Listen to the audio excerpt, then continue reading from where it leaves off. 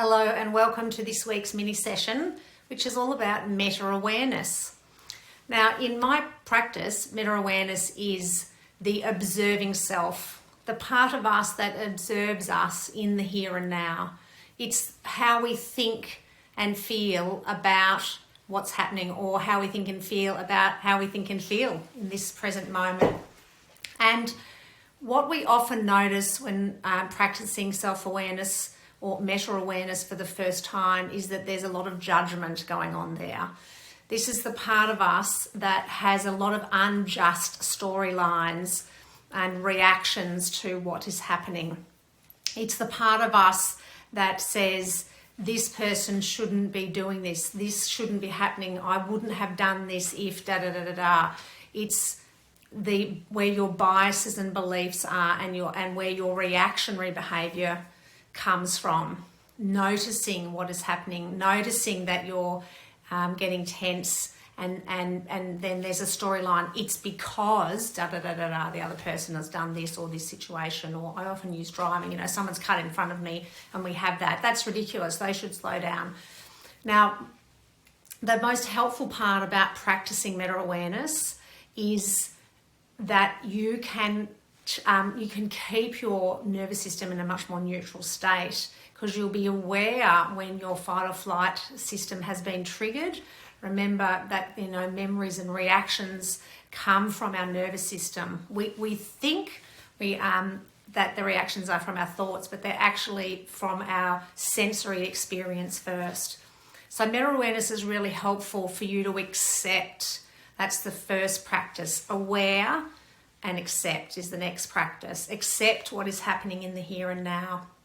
And the only way you can really do that is when you're aware that you're about to have a reaction. So it's really helpful to practice meta-awareness, to intercept those very, very early signs that you get when your body gets heated and your speech and action gets louder and faster, and you start to have that urge to fight, flight, flee or fawn. 4 of them now. That you can notice that you're about to have a reaction, and meta-awareness is the go-to to slow yourself down. So you might, for instance, I notice I'm getting really stressed. I notice my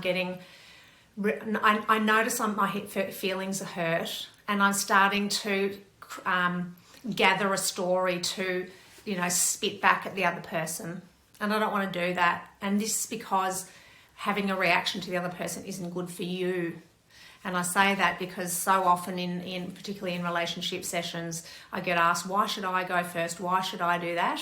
And my response is because it's better for you. You're here to help yourself, create more inner peace, and meta-awareness is absolutely going to help you do that, because you'll have an awareness of your nervous system activity, and you'll be able to intercept it nice and early with, yes, a breath. Inhaling through the nose, hold, and exhaling out of the mouth. It's just starting to return your nervous system to a calm state. You will also notice thoughts about what's happening, judgments, biases, and beliefs. And your practice there is to accept what is happening and neutralize those judgments, just to accept and have compassion for the other person and for yourself, of course. Accepting that, there's a tension here, we're having a disagreement, there's a misunderstanding, I'm not feeling understood, or, I feel let down.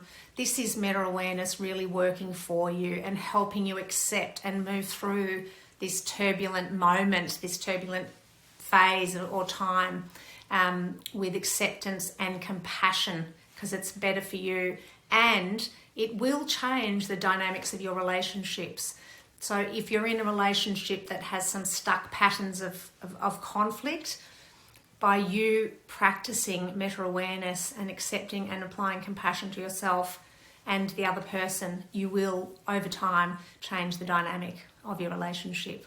So lots of really great motivations to learn and practice meta-awareness. If I can be of any further help, I'm here. Otherwise, I wish you a lovely day ahead.